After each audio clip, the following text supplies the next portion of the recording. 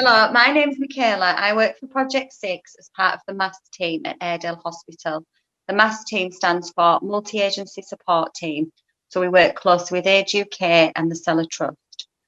The aim of the MAST team primarily is to reduce frequent attenders to A&E, and I think we do that quite well because we do see people more or less as soon as they are in hospital, and if they get the right support when they're home, then hopefully they won't be coming back. We work closely with the mental health liaison nurses. I work mainly in A&E and AAU.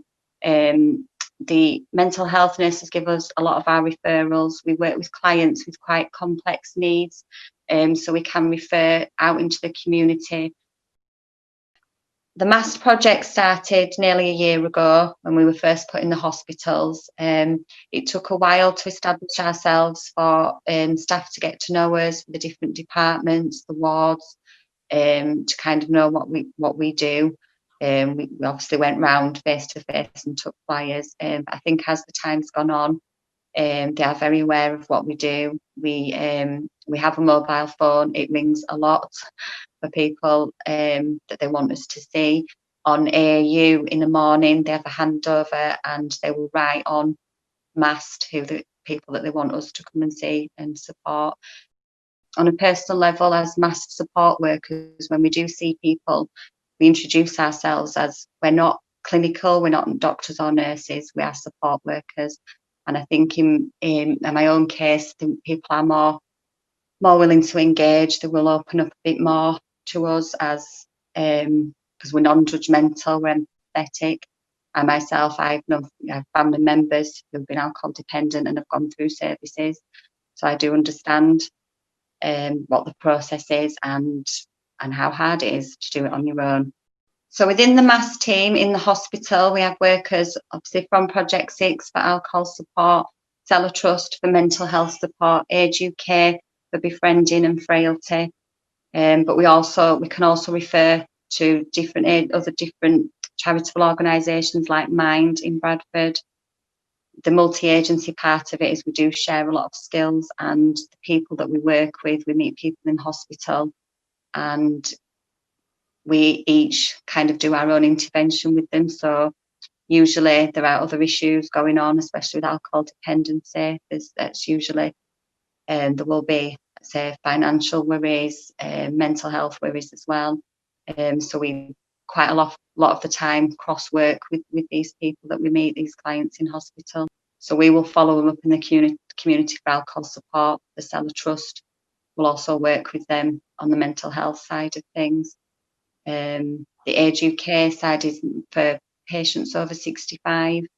Again, they could also have alcohol issues, so we will help with that, but also there'll be things in the home that they need help with. So Age UK will step in there. Another person that came through A&E with alcohol issues, getting to know that person in the hospital, it was apparent there was a lot of other complex needs going on,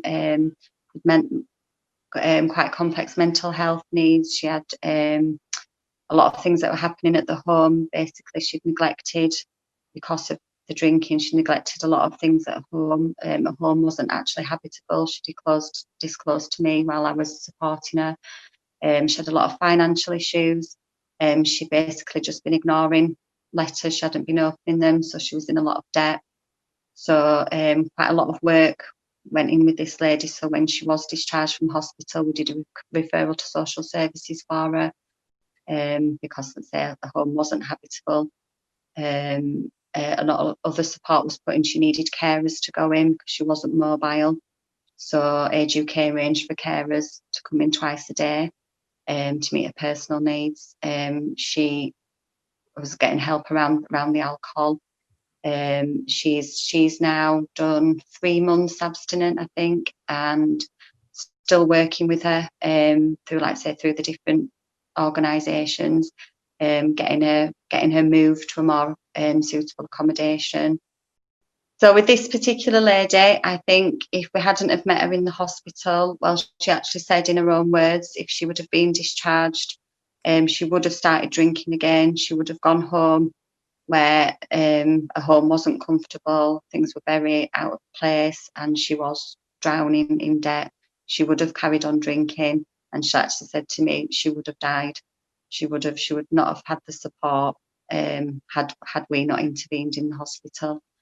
She had nothing to go home to. She had no heating. She had no running water, no running hot water, no heating, because her home was in such disrepair. She didn't let people in to come and fix things, to repair the boiler and things. So during these winter months now, she actually said, if we hadn't put the support in place, she would have gone home and she would have died.